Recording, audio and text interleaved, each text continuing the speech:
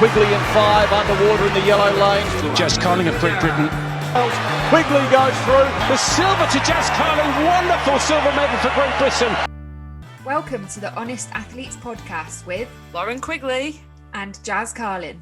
Hello, and thank you for tuning in to episode 8 of the Honest Athletes podcast. Today, we're lucky to be joined by one of Britain's greatest role models within women's sport, Laura Massaro.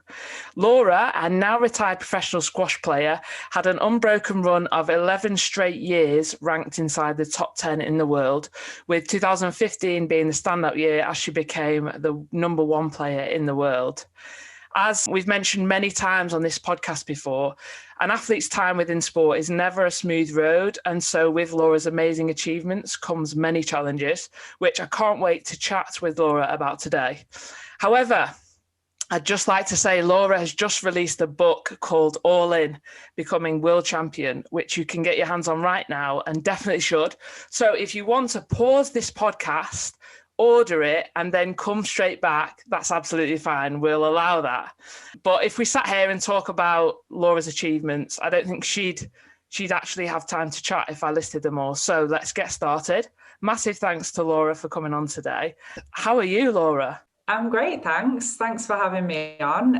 I've seen a few of the podcasts you've done, so it's exciting to be part of it. Good. No, it's super exciting to have you on. We talked about who we should have on next. Your name came up straight away. Obviously, you've just released a book. We'll talk about it later on, but we always like to start right at the start. So why squash, Laura? I think back in the kind of early 80s or even late 80s, as I was kind of growing up, I think squash was booming.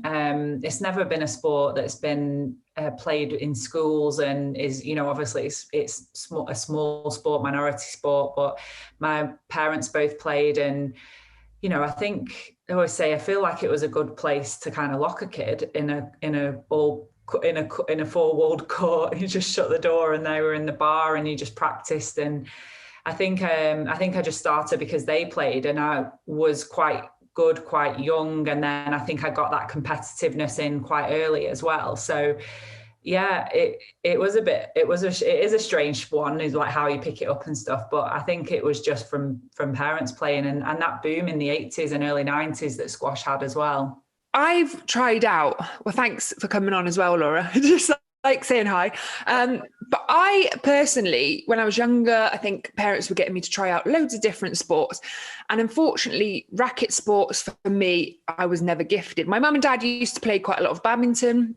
And I did used to enjoy badminton, but I tried tennis and I just wasn't that coordinated. I found that hand-eye coordination with a racket, a ball, struggle. Were you quite natural? Did that come quite natural to you, I guess, growing up with mum and dad? They could kind of teach you all the tricks. And did that go across with other sports that were with the racket too? Yeah, I think you're right.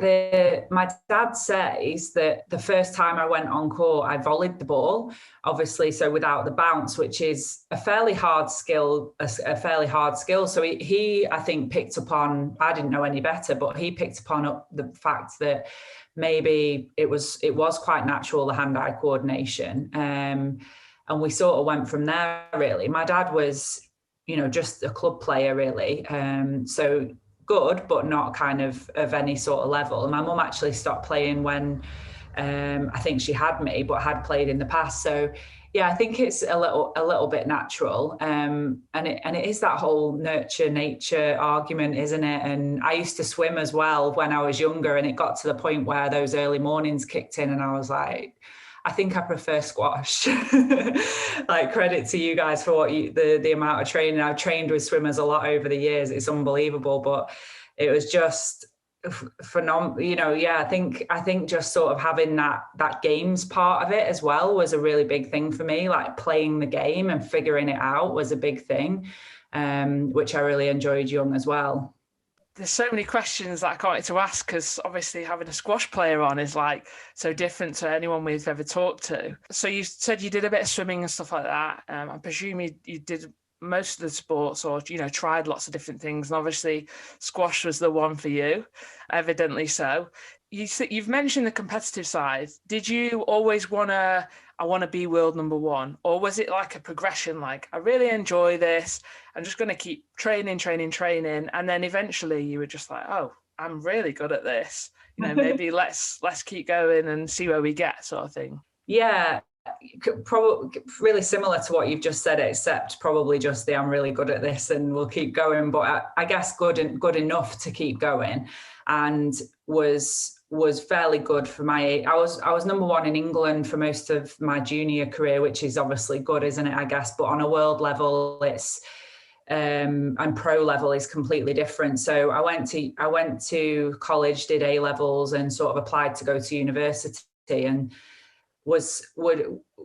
had started out trying to kind of test the water with a few pro events. So you'd travel within Europe maybe and just try, and you used to have this junior ranking system that towards under 19 level, you could sort of transfer onto the senior rankings without basically coming in at the bottom. And I sort of came in at maybe 70, 80 in the world. And then within, a few tournaments was kind of going up quite quickly. So I decided to defer my place to uni for a year, got a job at David Lloyd in Chorley behind reception, and kind of funded myself and thought, well, I'll just give it a year and see how I go. And I think kind of broke top 50, top 40 within the first year. And then never really looked back after that. So it was sort of just that progression enough to keep you, the carrot was always just in front of you. And it's not easy, as you said in your intro. There's a lot of ups, a lot of downs, and the struggle is real. And it's day in, day out, kind of like you feel like you're achieving, and then you go back 2 steps, don't you? And then you go forward. And I was a bit of a late peaker in that respect, but always had enough of that carrot dangling in front of me to be able to just keep me going and keep me thinking, I want a bit more. So that was really good. And what age were you when you, I guess, mainly focused just on squash? And I guess that, as we said, that kind of progression through, you just start to get, when was that age where you thought, oh, this could actually be something that I can do for a living, for a career, and start to challenge for those world titles, I guess? I mean, in terms of like committing to it as a career and a profession, that was literally when I deferred the uni place. But in terms of kind of, I know, like with my husband and stuff, we talk a lot about kids, like an early specialization and how young they pick a sport and just go with it. But I think I played most sports and a lot of sports right up until leaving school. So that was probably 16. And then it was only when I went to college and I was all up for going on the hockey team, that my coach kind of had a word and was like, do you really want to get a hockey ball in your face and be out, or, in your hand or something like that? So it was right up till 16. At the end of high school, I played netball, rounders, I ran. I was at a school that wasn't hugely sporty, so I was always at the top end of that, which again is another kind of, you're on all the teams and everything. And I do think that, when you see these kids who specialize early, it's really rare, isn't it, for them? It's rare. They use those examples of early specialization for people who are amazing, who have specialized and then go on to have huge success. But I do think even now as a coach, trying to coach young kids, if they've just thrown a ball or hit a hockey ball with a stick or, anything, then the positive transfer of that over into your own sport and your own skills and skill development is unbelievable. So I think it was huge actually for me to do a lot of sport until I was 16. Yeah, and we always talk about how we were really lucky where our parents just sort of said, just try everything, do everything, put us into everything. Used to do the sports camps everywhere and just get my foot in every single sport I could, just to see what I enjoyed, what I was good at, and all those sorts of things. So yeah. You've mentioned, just to quickly go away from your career, you've obviously mentioned your coaching. Is that something that you always saw yourself doing, or since you've obviously recently retired, that you've thought, oh, I'd like to get involved that way and still be involved in the sport? Yeah, I think from about 2017, I started to get a few opportunities. So I think linking in with my own squash career, I think quite not naturally, obviously there was a natural talent there, but not hugely talented and skillful with the racket. It was a lot of hard work, dedication, a lot of physical dedication, and bring a lot of physicality to the court. And so I think that was one of the reasons I had such a long career, retiring at kind of 35 into my 35th year, which is a long career for a squash player. I think that also meant that kind of from about 33, I was sort of starting to think, how much longer have I got? Like, do I want to carry on? Do I look to do something while I'm still playing? The positive of being such a physical squash player was that the drop-off wasn't very severe. It happened quite slowly. So it was my speed that I felt I started to drop off on. And that was sort of like, it just started to open up gaps on the court, and it became really hard. So in answer to your question, I sort of started, I think, in about late 2017, where I was getting involved a little bit with the England juniors.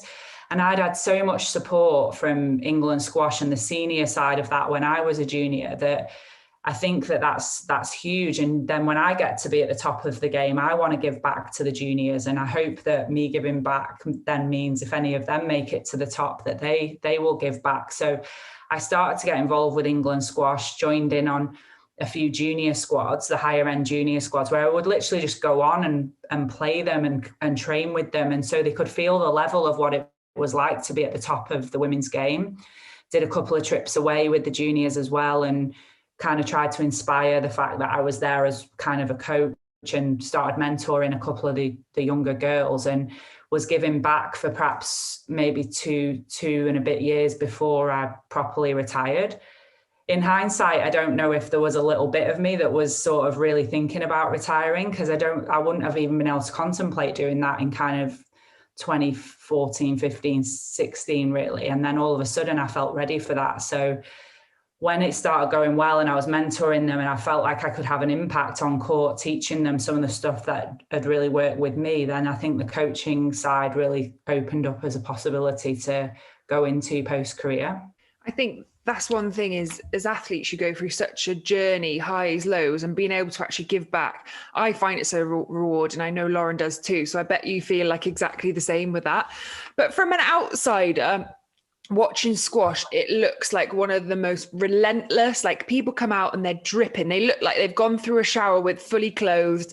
It just looks so tough to watch from like the outside. What did like your typical training week look like? Obviously from a swim perspective, we know how swimmers train. We used to do a lot of early mornings and tough training. But from a squash side, I guess, how many times were you on the court? How many times were you in the gym? What did your typical training week look like? Yeah, that's the one thing I get as a squash player. You say to someone, oh, I'm a professional squash player, and you speak to any squash player, they go, oh my God, you must be so fit. And you're like, well, yeah, I guess so. But I think it's sort of the intensity, isn't it? The intensity of the game. And I think the pros, like in any sport, can make it look quite easy, but it's when you get on the court and you're chasing that little black ball around and it's really hard. I think the game's moved on a lot, and that's probably like throughout my career, it's been a huge change. The tin height dropped, which meant the court effectively got lengthened. So you had to change the way you moved into the front of the court. The scoring system changed midway through my career as well, to try and speed up the game and make it kind of less boring, less long rallies, more attacking. So again, that was more dynamic and change in training. But it was training wise, probably 2 strength sessions a week. Tried to kind of get at least one kind of non-impact session in where I was on the bike kind of going for it. And obviously, as you guys know, it totally depends on the time of the season. I was a very technical player, so always tweaking and working on my technique and trying to improve it from that way. So I'd always try and get and see my coach once a week, and I worked a lot on those changes with my husband and match practice, and then a heck of a lot of ghosting as well, like, you know, movement patterns without the ball and swinging and practicing and moving around the court, which is pretty unique, I think, to squash, that sort of shadowing of, you know, I guess boxing as well a little bit. They shadow box where you're just moving around the court without the ball, swinging, working on movement patterns, things like that. And then, as you know, it's just that dedication even away from the court, isn't it? The diet and the stretching, and tried to have one-to-one yoga towards the end of my career, which I felt really helped with injury prevention and everything like that. So I started working with Mark Campbell at the English Institute of Sport in Sheffield, actually, from about 2015.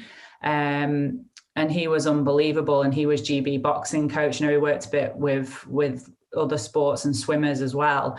And he would say to me, like, swimmers are relentless. Like, there's no one who puts in more hours than swimmers do. Like, it's brutal. But he was always like, with the squash players, there's not many sports he's ever dealt with where it's that constant, it's the intensity all the time, day in, day out. And the key with a squash player is trying not to get them to work in that red zone all the time, because that's where we sort of want to live.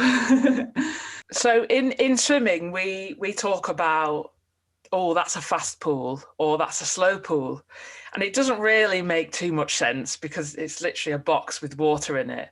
But it's a fast pool or it's a slow pool. Is there such thing in squash? Like, oh, this is a bouncy court, or this is a fast court. And how do you explain that? Yeah, I mean, it sort of depends on the conditions where you're at. I mean, I played a tournament in Macau one year, and that one just sticks out, where they put a glass court in the square in the town centre.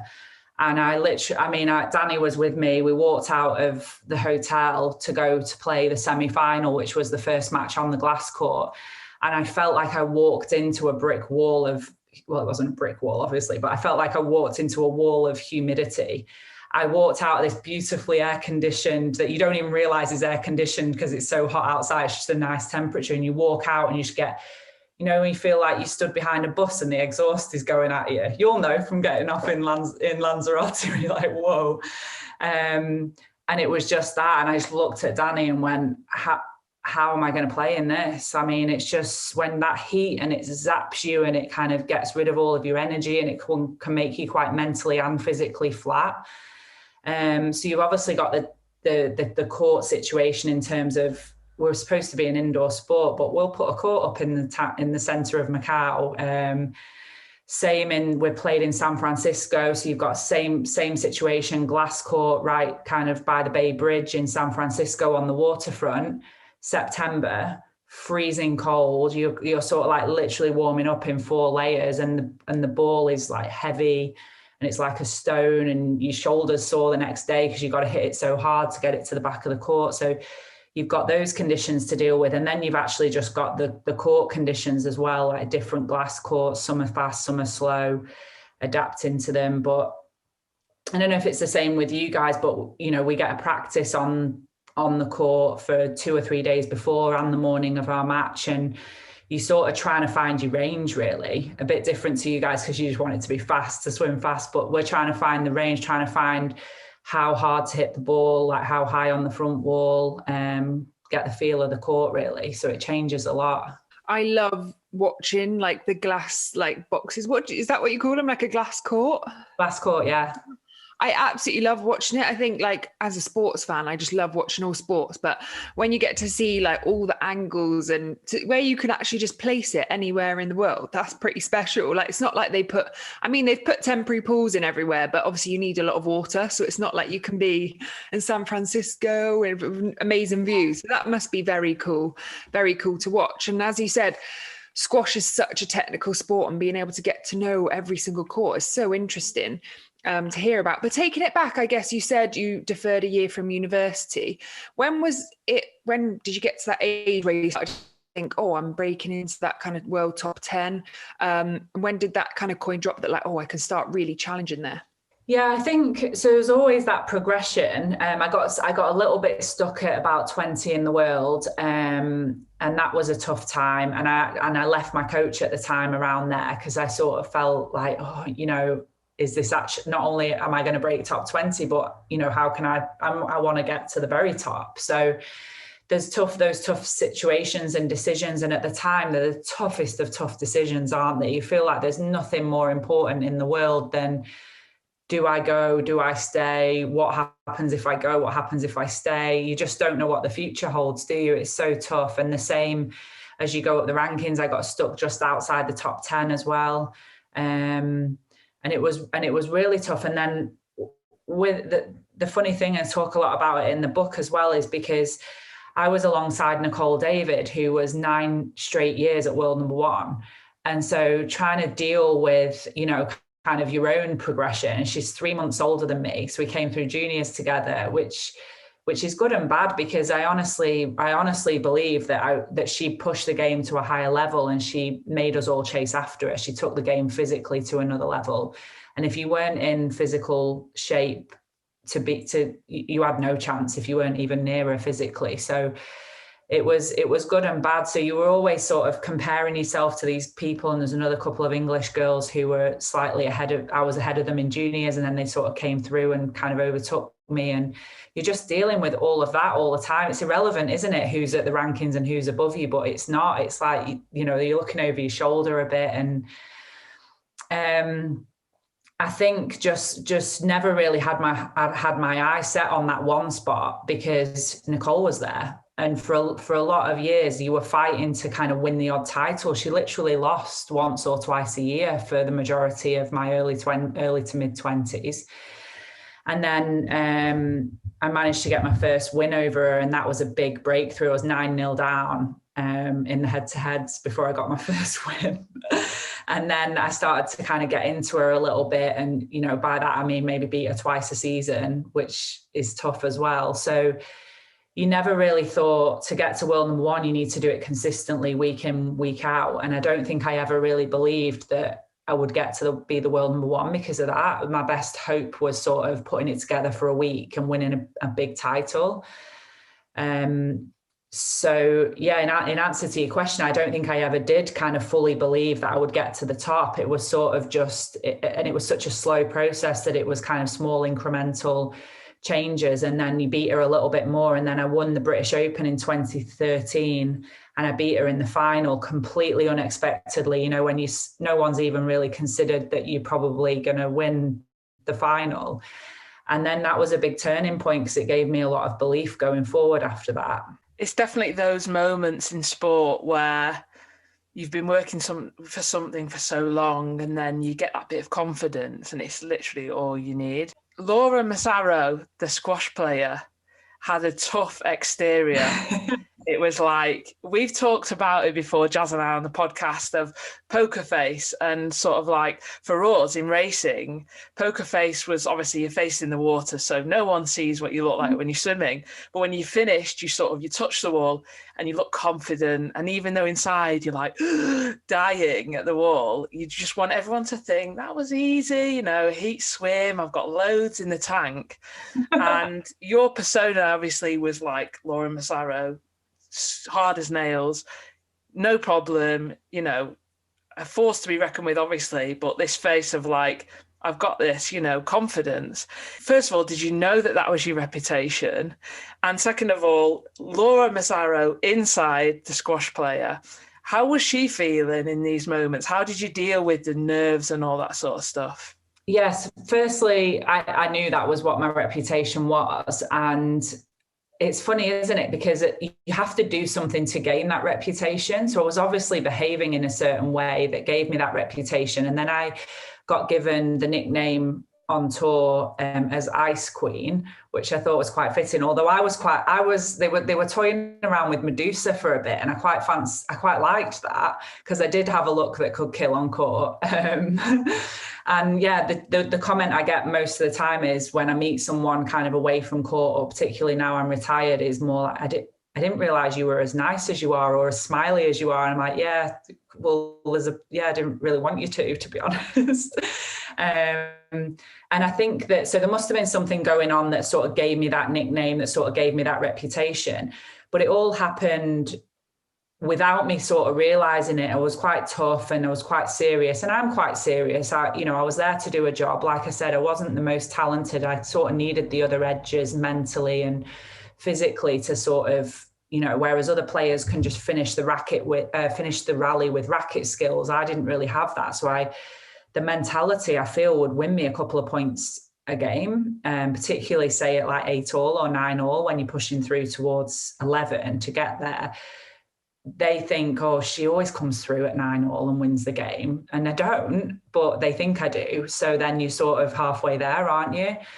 And then once I realized that people were talking about me with that sort of language, and that's what people think, I definitely think I started to then play up to that more.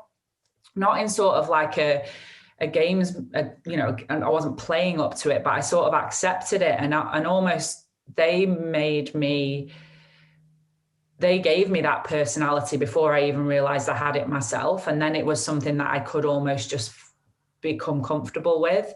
And I was really lucky. I was going to say really lucky because I traveled with Danny, my husband, a lot, particularly from about 2014 till the end of my career. But it isn't luck, is it? Because it cost a lot of money. And it was like actually a decision to take him with me. And so that meant I could almost separate myself even more from the other girls. So because squash is such a small sport, if you're there on your own traveling, you've got to figure out who you're going for dinner with. You're going to sit in your room all day unless you go for a coffee, who you're going to sit and watch some of the other matches with. It all becomes like very cliquey and with the other girls. And then you've got to go on there and perform, against them and be quite aggressive. And I didn't feel like I could do that with the personality that I was and how I wanted to be on court, and then go and just have a coffee with them. So I think that was a really big move, kind of being able to separate myself from the other women and have the support of Danny there, and kind of literally go into this ice queen persona and put this face on that just said, don't come near me, I don't want to talk to you.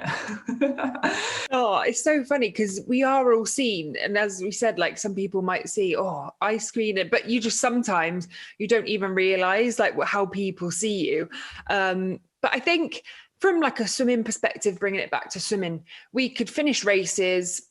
And apart from being in the cool room with everyone before, which can be quite an intense environment, you're there 15 minutes before your finals and you're with everyone you're about to race against. Some are quite relaxed. Then you see other finals where it looks like the men could kill each other at times. Yeah. But once you're in the water, I guess head down, you can see everyone, but you can't really see you can't see their emotions, their expressions when their face is in the water. But then I guess as soon as you've touched the wall and your result, good or bad, most of the time the good people are showing it, and bad, you sometimes go off and you can just go in the changing rooms and sit by yourself and I guess have a bit of a moment to yourself. Whereas with squash, it's so different because you could have a disappointing run, you could have a disappointing point. And I guess, how do you channel your emotions and your feelings when you're like in such a tight game? Sometimes you do see some people seem to let out some kind of anger and aggression and emotion. And I can totally feel it, because if you're going through that and it's really tight, how did you channel your emotions going through tough games, and what got you through those tough games? I would say that a lot of that came from literally that being given that ice queen persona kind of nickname was me starting to almost think actually like that I could live up to that. So I was on the court and I would have this icy exterior that didn't really show a lot of emotion. And I'd probably show more emotion in training than I would in matches, because it got down to the point where I just used to watch other people play, and I just used to think about my own game and think anything that I give away to my opponent, they're going to lap up, because that's what I did. So if someone shows emotion or frustration or anger or determination or whatever, that kind of, I fed off that a little bit and I could run with it. So I was always about whether I was tired, whether I was not tired, feeling fresh, whether I was feeling confident, whether I was not, I tried to just be the same all the time. And actually although that it's not what you see on the surface, and a lot of what I was going through was extreme nerves off the court and extreme doubts and whether or not I could step on the court and actually win and get over the line. And I worried a lot before I went on court whether I was going to win or whether I was going to lose, and then trying to stay performance focused. Winning, losing doesn't matter, just focus on what you're trying to do on the game plan. And then I definitely think, and I don't know if you guys can feel this, but there's some days you just sort of had like this steely determination within you where it was just like, no, I'm not having it. And sometimes for me that could kick in at kind of, maybe 7-5 down, 8-5 down. 7-all, and you, depending on your opponent and who you're playing, and I'll just go, no, I'm not having it. If it was a little Laura inside, just be stamping her foot, having a paddy, but no one saw it, and I'd go, no, I'm not having it, and I just dug in, put the ball on the wall, put the ball in the back, make it really difficult, like basically close up the shop and protect my own movement and make it really hard for them. And that's probably where over the years that nickname and that kind of that being mentally strong came from, because at times where a lot of people can go weak and kind of panic, there sometimes seems to be, I don't want to say a calmness, because it never felt calming, but it felt almost like a determination and a clarity came over that was like, you're either going to do this and be able to get through it, or you're going to carry on the way you're going and you're going to lose. And there was so much in me that was like wanting to win and fear of losing more than anything. Again, like with how you guys feel, there's always those people who are fear of failure and then towards winning, isn't there? And for me, it was just always losing hurt so much more than the joy of the win. And so I was always trying to just stop, not lose. It's amazing what gets people going, really. And the fear of failure is one of those massive things within sport. The power of sport and being around other athletes is massive. And I know you've mentioned Danny a couple of times already. And obviously I'd love to touch on Danny, because I worked with Danny through my career and he helped me through some really dark times. So, love Danny, so much respect to him. And we always used to talk about you, Laura. I think being in different sports, he knew that there's no way Lauren's any good at squash, so we're all good. But obviously I used to hear a lot about you, and we actually we obviously were both at the Commonwealth Games in Glasgow, same kit. And I remember seeing you walk through the village and I was like, oh, that's Laura, wow. And saw you got your silver medals, and you won't know this, but for me, that was inspiration then. So even though it's a different sport, I was like, well, I want to get mine. Laura's just done amazing. And whether you were happy with that or not, for someone else like me, it was inspiration. And so it's amazing to be around other athletes and just get inspiration from wherever you can.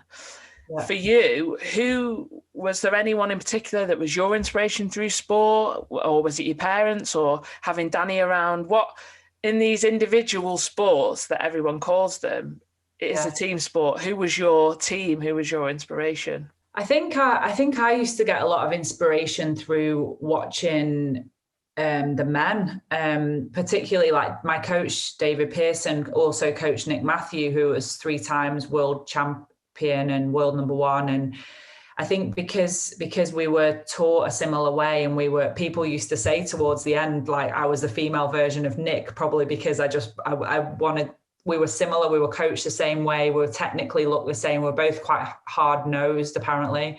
So I sort of looked up to him a lot and, kind of wanted to achieve what he'd achieved. And he was obviously English and all of that. And that was definitely a big one. I get a lot of inspiration as well from really strong women, sports women. And the big thing that I wanted to talk about, and one of the reasons for doing the book, which I know we'll come on to, but was about reading so many inspirational stories throughout my career and then literally winning me matches and tournaments that I wanted to sort of think, if I could put some of my stories down, maybe it might inspire and help other people. So even though I never met or haven't met someone like Chrissy Wellington, her book literally won me the KL Open, because I wrote this story in there that I talk about in the book about her saying in the book and how hard they train was she was doing a race and she literally couldn't feel her legs anymore. Like her legs had gone numb and she was trying to run. And I remember being mid-match against Nicole in Malaysia at home, was in a mall again, caught up in a mall, hot, there's loads of noise going on, playing Nicole. And I just remember thinking, I'm so tired. And you always had to have a word before you went on with Nicole, like how before you went on, it was like, how hard am I willing to dig here? Because there's going to come a time where you want to stop, you want to throw in a boast and be like, this rally's ending. It's either ending with a winner or it's ending with an error, sort of thing, rather than just putting the ball back down the wall and waiting for the right opportunity. And that time came and I wanted to quit, and not quit, but you know what I mean? Wanted to just have a rest and get out of the situation. I just remember thinking, I can still feel my legs. I've got more in me. I can keep going, because, you know, that's how far the mentality of, like, you know, when you push yourself that far, if you can push yourself so hard that you can't feel your legs anymore, then if I can still feel my legs, I've got more. And it gave me confidence to know that I don't, it's crazy, isn't it? Because I've probably never been in a situation where I can't feel my legs. That's but just before Jazz speaks, that's giving me goosebumps, Laura, just from you getting someone else's story. But that's amazing. And I'm sure you'll definitely do that with the book. Yeah, exactly. And that's, so if anyone wants a really inspirational book, for me, it was Chrissy Wellington. There's loads. And at the back of my book, I list every sports book I've ever read, and there's over 100. And they're just either sports autobiographies or books that have helped me, things like The Inner Game of Tennis, Winning Ugly. Some of them are not always squash related, but things that have helped me from a mental perspective. Here's one. Who Moved My Cheese? Look how thin it is. It's just, you know, it's a silly story that kind of just helps you get life in perspective. And that's where a lot of my inspiration, I think, came from. I think, as well, as Lauren said, it's just so great to hear. And I think the world needs more women to speak up, share their stories, because hopefully you just never know what girl could be reading or could be listening to these podcasts, you know. And I think it's just so powerful that you can actually have such an impact. And as you say, and by you reading however many books and stories and things, that how much it can actually impact your life. And well, that's one of the reasons we started the podcast, was just to try and make a difference and to try and really be able to support people, share our own experiences. And hopefully we've had so many messages about the people that can relate. And I know a lot of people will be so inspired just by listening to you, and obviously reading your book too, which we will come on to. But if we talk about Laura, so what would you say were your biggest strengths as a player, and as a person too? You have just said, I guess, having those shots where you thought, oh, I just want to give up, legs are hurting, but you don't. So obviously we can see you didn't like to give up very easily. So I'd like to think that's one of your strengths. What other strengths do you think were you as a player and as a person? Yeah, so I always say, kind of wasn't the most talented of squash players, which is a bit harsh, because I think if you've not got talent, then you're not going to get to the top. But when you see some of the girls that are on tour, the Egyptian girls who are just, you know, kind of coming through, there's so many of them. They're so talented with the racket and the shots that they seemingly can play any shot from anywhere in the court.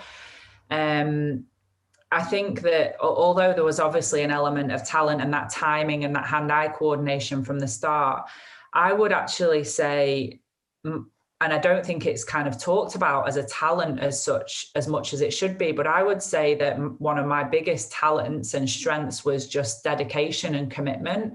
And you talk to a lot of the players now, and they think they're training hard and they think that they're dedicated. And I don't, you know, they're under, I'm sure I feel a bit harsh saying it, they actually think that they are. But then when I look at what I did and that commitment, sometimes it's sort of like, yeah, put in a couple of weeks and then they might go missing for a weekend, or, you know, sometimes a week or a month or whatever, or it just drops off.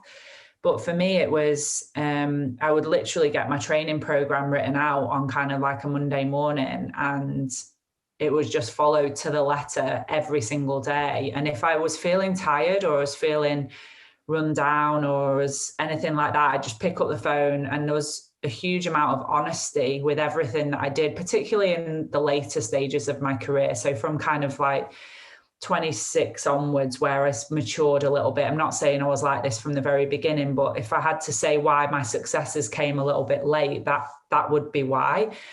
And I would just ring up my trainer and say, I'm feeling pretty heavy today, feeling a bit run down, I'm shattered, it's the end of the week, I've got this session coming up. Danny was always quite protective in that way. I think you should rest, I think you might get ill, or, you know, whatever. So I'd pick up the phone and he'd just simply go, yeah, rest. Because it was always for me, like making sure, you know, he always knew that I would follow it to the letter. So it was like, if I'm saying I'm tired and I'm, you know, maybe a bit on the verge of illness or injury, then just rest.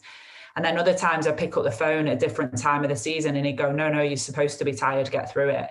And that just was trusting completely in me, my honesty, having the trust in my team that I would pick up the phone and be able to ask that question and know what I was going to get, I would just do. And so I think that me as a person and as an athlete, it was just 100% dedication from every side of it, which is now on the coaching side perhaps a bit of a bigger deal than I kind of realized when I was in it, because that was just how I was. So the diet and the training and the sleep and the psychology and the yoga and the stretching and the technical work and the extra bits all the time was probably like what I'm probably most proud of, and who I was as an athlete.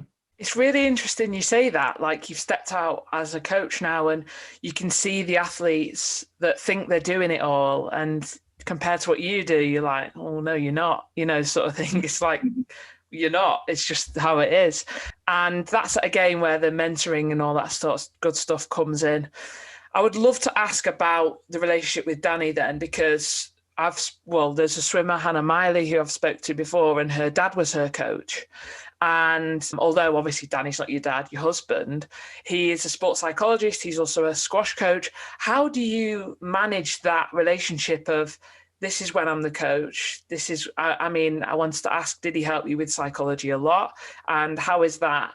Right, I'm Danny now, the husband, rather than Danny the coach, rather than Danny the, sports psychologist. What was that like? I think just going back to the last answer, I literally kind of probably more, I don't know if this is the case and whether it's possible for everybody. I don't want to say this is the only way to do it, because I don't think it's possible for everybody, but I literally was living my squash, and I'm lucky that Danny he loves his squash as well. And he was like just with me every day as well. He was just on it and wanted, whether I was off training somewhere else, it was all about trying to help me be the best that I could be. So I guess it didn't really end. Like, you'll know, we used to go on holidays to Club Atlanta and obviously have breaks as well in summer and stuff. But we would just, you can't do that if you're waiting for the work day to end and it start. And don't get me wrong, there were some wobbles where we'd go out for dinner on a Saturday night and I'd be like having my one really like nice meal of the week where I could just eat what I want.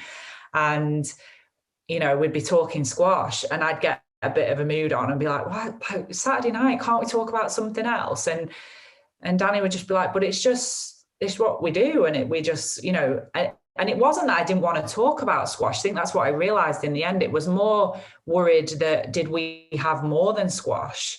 And he always was great with that. He'd just go, well, when the squash ends, we'll have other stuff to talk about. And I wasn't sure I probably ever really believed that. I was like, what's going to happen when we retire as like a married couple? We obviously get on great. I'm a pro athlete. He's like supporting me wherever it was. And that worked for probably 95% of the time. But that 5% where I was,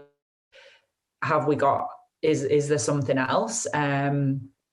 It's just sort of flowed through, really. I mean, I guess I always knew we did, of course. And now we actually spend a lot of time talking about coaching and athletes and learning and teaching, and he's, teachers as well. And he obviously is like really good on the psychology side. So there was a lot of input from there, and he's just really calm and got his head screwed on and just, kind of kept me on the straight and narrow. And then from a psychological perspective, like certainly early on with a little bit more of the basic stuff, like SWOT analysis, like introducing me to the Enneagram, neuro-linguistic programming. We both did a course on that, and he went on and did more and did all that. And then there becomes a point where he was, at the end of the day, he is my husband, and there's only so much you can take and there's only so much you'll be told as well. So I did sort of work with other people, and again, that open and honesty to kind of be you guys all know, like the one, when you're thinking to yourself, I don't want to talk about that, I just want to brush it under the carpet. That's the one time you need to go and talk to somebody, make yourself do it. So there became other people who were like a step removed, who could see the situation, maybe didn't know squash quite as clearly. And that really helped. But I think because he was just there all the time and he understood squash, was always just settling me down and making me feel like there's more to life than squash. And so that really helped as well. Yeah, I guess it's also kind of finding your identity away from the squash player, away from the athlete as well. But I guess that relationship, you've got to have ultimate trust and have that, and to have such a special relationship that could support you along the way and be a part of it. It's going to be memories that you're both going to have for years and years. And obviously moving forward together, it's special that you've been able to go through all of that together. And I guess sometimes seeing you probably at some of your lowest moments, but turning into, I guess, were there any times in squash where you thought, I can't do this anymore, I'm done with it, whether it was from a younger age? There was a couple of times in my career, but were there any around about my 30th, where, you know, you're 30, aren't you? It's quite like, is it sort of coming to an end? Is that sort of all I've got? And I had a bit of a bad run and kind of wasn't really enjoying it. And actually, Danny was kind of encouraging me to just sort of like take a break, sort of uses the kind of analogy of like, if you were a horse race, they'd put you in the field and just let you sort of graze in the field for a while and just get your energy back up and restore all that kind of, you know, that hunger and get it back in your eyes and get back on. But I wasn't having any of it at the time. And I had a pretty bad loss in the final of the British Nationals. And we were supposed to go to Chicago a week after maybe. And Danny just said, I think you should pull out. You need a rest. I don't know if you guys have ever been through this. It's almost like there's a fog in front of you and you can't. I thought I wasn't fit enough because I was getting tired. I couldn't concentrate. I didn't feel like I could really think about where I was putting the ball or any sort of tactical plans. And I just thought I need to train harder, I need to get better, need to more dedicated. That was always my default. And he was saying that you training hard, this is a tiredness and a fatigue thing. And so he cancelled his flight to come to Chicago and was like, well, if you go, I'm not coming. And I was like, okay, I'm still going to go, because I was just relentlessly like, no, I'm better than this and I've got more in me.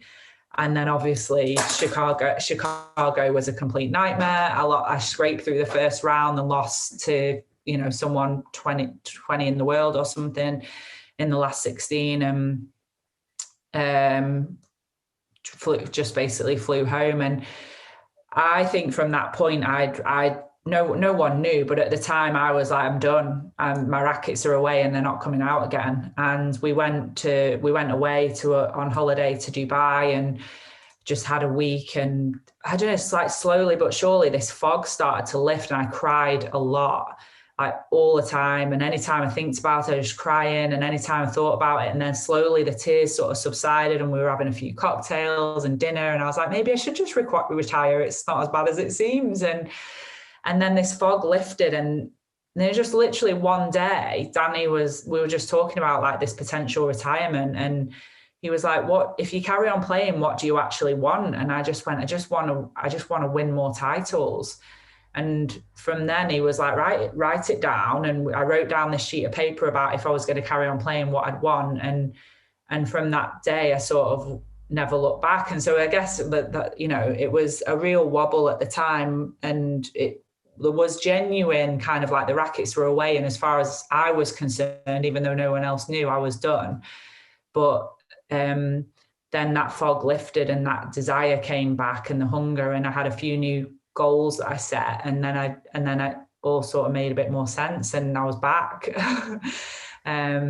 So I know I probably made that sound like it wasn't that hard, but you guys all know, like those couple of weeks that I just thought I'm done were just brutal. And the amount of tears and anxiety and everything like that was really, really tough. And I think from you just speaking there, again, different sports, but I can 100% relate to that. And there's so many things that people listening will as well. It doesn't really matter what level you get to. Everyone experiences, you know, these same emotions that sport brings. And so, yeah, I can definitely relate to that. And thanks for opening up about that, because it's never easy, really. And I always find a lot of the time when I speak to people about their downtimes in sport, people almost don't remember them or purposely, subconsciously forget what happened at that time and how bad it truly was. But it's never easy. It's really not, especially something that obviously you've dedicated your life to. But let's flip that. Let's go positive before we touch on the book because I'm really excited to listen about the book. Your favourite moment in squash or your proudest moment? Because I know sometimes when someone says, oh, your best moment, it can be something that when you were 12 and it was like you won something and everyone's like, what do you mean? What about that title or that? So I don't know, your sort of proudest moment in sport for you. Well, I mean, just linking in from like that last question to this one, and something that will probably really resonate with you guys and also with sort of any athletes that are listening, that one thing Danny has said to me over the years about winning the World Championships, which I think really is probably my proudest moment because it does what it says on the tin. Like a British Open for us is huge because it's like the Wimbledon. It's been going for the longest amount of time. It's the most prestigious. So obviously for a Brit, it's, you know, the British Open. But the World Championships does what it says on the tin. It's just world champion. And you know, if someone's a world champion, they're a world champion, whereas a British Open, things like that, they're a bit different. And Danny sort of says, and I think this is what's really kind of resonated with me and become so true, that when I won that World Championships and all the struggles and everything that you've gone through and all the sacrifices, when you win something in that moment, it makes your past kind of worth it. Everything that you've ever sacrificed becomes worth it. And so that's where, although they always say as athletes, like, you've got to stay in the present moment, all you can do is deal with the rally that you're dealing with now or the race or whatever. For me, it's always really difficult because if you've lost in 3 World Championship finals, whether you concentrate on the next rally or not, that experience and everything that went through that heartache and everything, it's carried with you into that moment. And so when you win in a moment, everything that you've ever been through, whether it's the successes and the struggles, all it becomes worth it to you. And you then carry that forward. So Danny said when I was, you know, serving for the match in the World Champs, he just said to himself, just let her win this rally and I don't care if she never wins anything ever again. Because it was sort of like, how can you ever recover from that kind of having a match ball in a World Championships and then losing it and everything that then means for your past? And it really resonated with me. And also that kind of line that people always say about just be in the present moment. But when you live in with like, it makes everything in the future different, because you're always going to, as a world champion, you're always going to approach everything in the future very differently, knowing you've got that in the bag. And then all those pain, heartache and sacrifices all become worth it all of a sudden. But if you never win that, or you've lost a few times in a row, then you're still dealing with those past, and your future looks very different as well. And so I guess the point I'm making is, as an athlete, is although that present moment line and staying in the present moment, all you can deal with it, there is something to be said to kind of accepting that you are bringing your past and also taking what will be your future into that present moment. And the proudest moment was probably winning that World Championships and realizing that all of the pain and the sacrifice then became worth it, and my future changed because of it. Because from that point, I wanted to win titles, and I was really kind of hungry to, but I didn't need to anymore. And that desperation is like very different for an athlete. And I can't tell anyone how to go and win a World Championships or how to go and become a world number one to make that past and present now worth it. But if you can somehow get there, that's sort of how it felt and why it's the proudest moment. But it's also worth that little bit of understanding of that it's okay to just not always be in the present moment. It's a bit bigger than that. There are so many different things, and I guess from the crossovers from sports, from our side, from like the swimming side of it, but also hearing it from the squash side, and it's the same, having those races and confidence in you definitely helps you when you come to those competitions. But then at times, if you've got those kind of ghosts of the past thinking, I had that missing out on London Olympics, and it does come back to haunt you as well. So I think it is, as you said, kind of like accepting that is my past, either being able to use it or thinking, no, this is my time now. But I'd love to quickly touch on, I guess, before we talk about the book, coming out of the sport, retiring, a lot of lifestyle changes, for myself, a lot of body changes, lifestyle, everything about it can be very different to what is your traditional normal athlete lifestyle. How did you manage with the switch from having such a successful squash career to then, I guess, stepping away from the sport? Did you struggle, I guess, getting used to a different lifestyle? I haven't felt it too badly. I mean, I don't know if lockdowns actually helped me a little bit, although it was very strange. I've gone from traveling kind of abroad and playing, 10, 12 tournaments a year all over the globe to lockdown. And there's no choice there. Everybody was also going through it as well. So I probably had maybe like 8 or 9 months where I was kind of off enjoying all the things that I hadn't really been able to enjoy. We always have a tournament where they put a court in Grand Central Station early January, and that's always kind of interfered with Christmas and New Year. So just enjoying a Christmas and New Year properly, and not worrying about what I was eating and drinking, and went to a couple of concerts. But then we went into lockdown, and I think it just properly made me retire. It made me realize, like, you're not an athlete anymore, because I wasn't an athlete at home who was scrapping around for equipment and trying to keep myself going. Like, it was brutal for a lot of athletes to try and make sure they could keep themselves in shape during that, particularly the first lockdown. So maybe that helped a little bit. Maybe Danny helped a lot as well, just kind of knowing, we're now into the next stage of our career. It obviously helped knowing that you gave it everything, that commitment and determination that I talked about. The one thing I always wanted to know was, when I hung my rackets up, that it was like no stone left unturned. I'd done everything I could. And then there's obviously a few regrets there, without wanting to sound like an idiot, because I achieved so much. You've always got like, oh, I wish I'd have won that one, or I wish I'd have done a bit better there. So you will look back and think that, but I think I've moved on pretty well, and I've really taken to the coaching as well, and like really seeing improvements in the people that I'm working with, and that's really exciting to think that I could possibly pass on some of the stuff that I did and work for me, and help them become better players. So and then obviously now being pregnant as well. I mean, you talk about body changes. I was sort of struggling with that a little bit.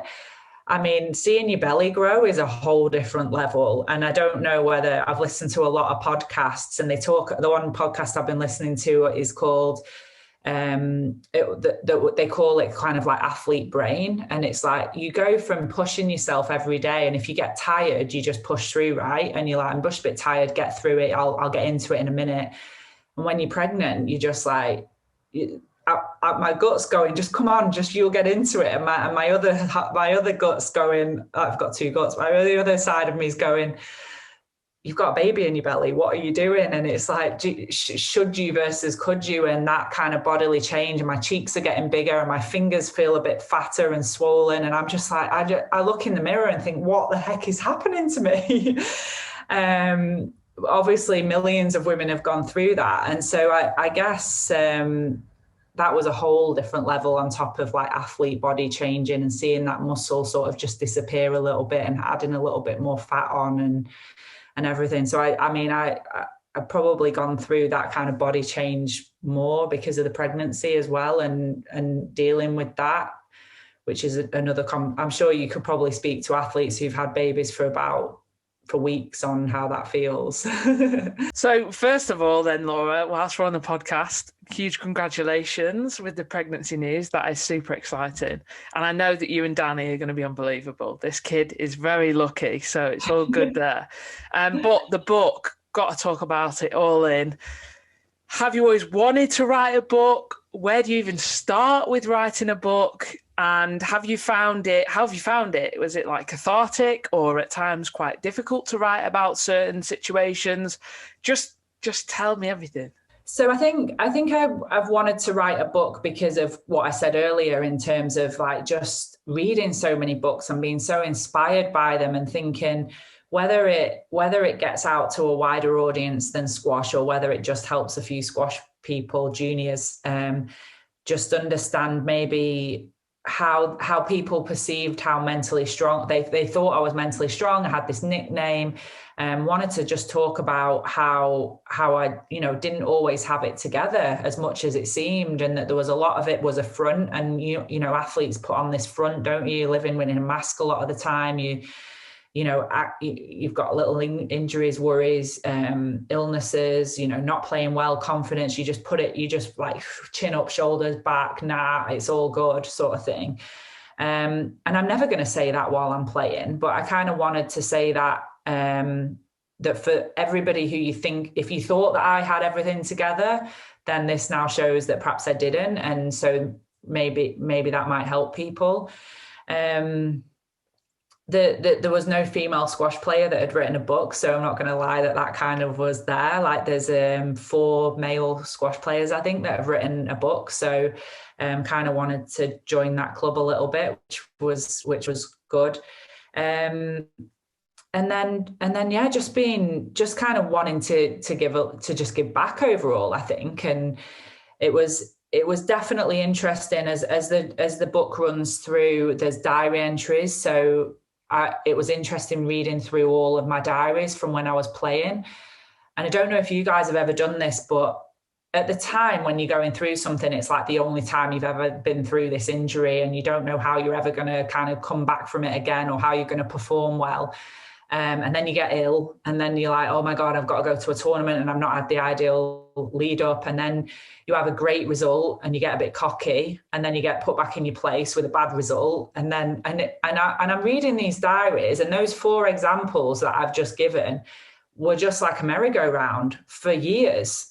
And every single time I'm writing this diary, I'm just thinking in my head, looking back at it now, but you've just been through that. Like, how come you didn't realize that? And it never felt like I'd been through any of these situations before. When I read them back, I could not believe how much of a merry-go-round I was on, just through same experience after same experience. Get too cocky, then you have a loss, then you get down, and then you train harder, and then you're a bit upset and you're down in the dumps, then you play well again, then you get an injury, then you come back. And it's just the same thing over and over again. And I think that was really, really interesting for me, and interesting to sort of even pass on to the people that I'm coaching, that you feel like every experience is new, and you guys know you have to pull out of a race because you're ill or you've got an injury, and it's like the biggest thing you've ever done. And then you look back and you're like, oh yeah, I pulled out that event 5 years ago. I don't even remember it now, but it's the biggest thing in the world to you at the time. So that was hugely kind of interesting to read back and put the ones that were good enough to go in the book in there. It is like when you look back, once stepping away from the sport, you look back and you're like, why did the smallest things feel like the biggest thing, like it was the end of the world? And I think we're all guilty of it, of doing it at times. But if you could go back now and tell 12-year-old or young Laura, I guess, words of wisdom or a bit of advice, what would you tell her, knowing all that you've gone through now, and all the things, the competitions that you've been through? Would there be anything you'd tell her, I guess, to any little bits that you'd tell your younger self? I think it's easy, isn't it, to kind of go, you sort of look back and go, don't worry, it's all going to turn out okay. But you don't, it's impossible to ever know that. So I think if I was sort of talking to myself, like if I say that a lot of this stuff that I talked about and the successes that I had kicked in from perhaps 25, 26 onwards, like what was I actually doing for, 7 years on tour, 6 or 7 years? That's a long time.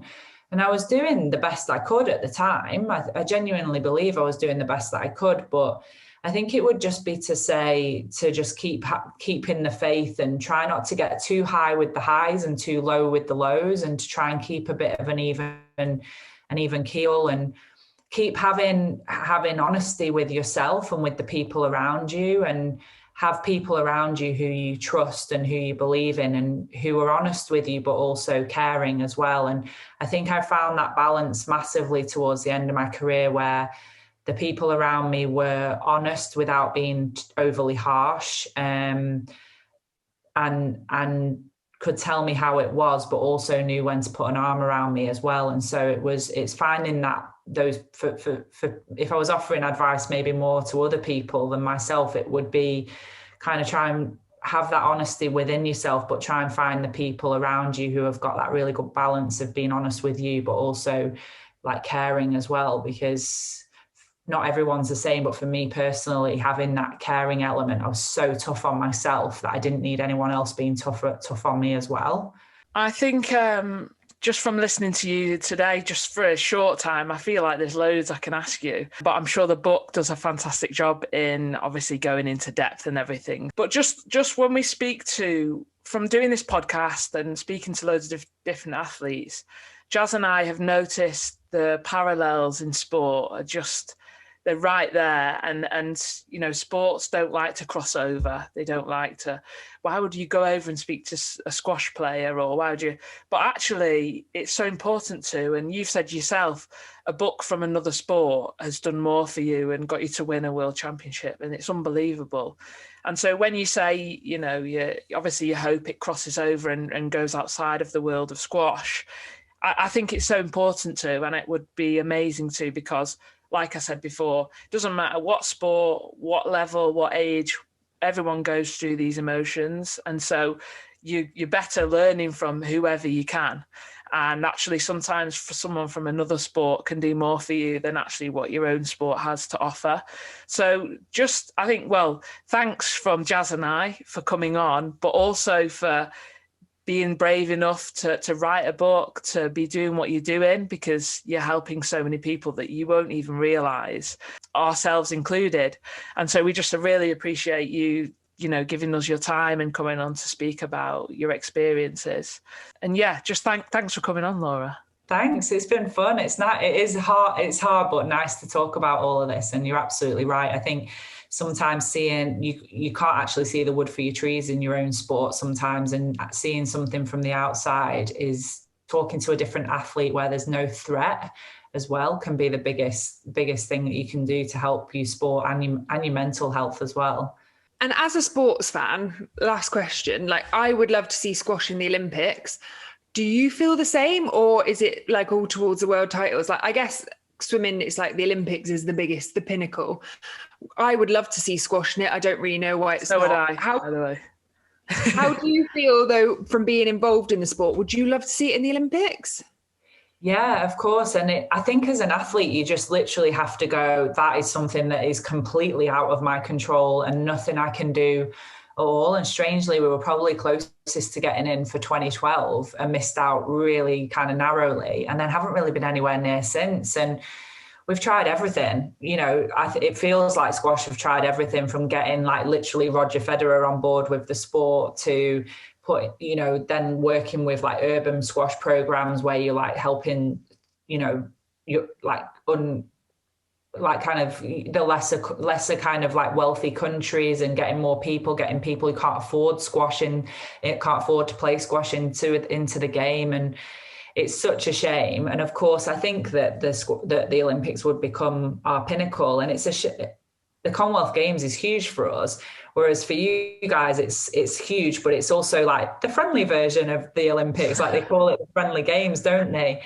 And it's still huge, and you still want to, it means so much but particularly in athletics, you're always just going to skip the Commonwealth Games. And for us, that's like, it's our pinnacle, because with a world title, British Open, stuff like that. So yeah, of course, would absolutely love to be an Olympic sport, but it's really not something that I can control. It's not even something squash can control as an organisation. So I hope one day some young junior gets to play for an Olympic gold medal. But until then, the tour, I think if you can get the tour rocking and earning enough money and the publicity a little bit better, then hopefully they then come to you with wanting to get involved.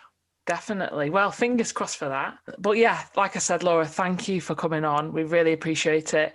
Good luck with everything. There's so much to look forward to and to be excited about, especially a little one on the way. But yeah, good luck with everything that's going on. Thanks for coming on. Thanks to everyone that's listened and tuned in on Spotify, Apple, YouTube, Jazz, Amazon. Amazon now, yeah. Amazon Music now. So there you go. We really appreciate the support and you listening, and we look forward to seeing you next week for a new episode of the podcast.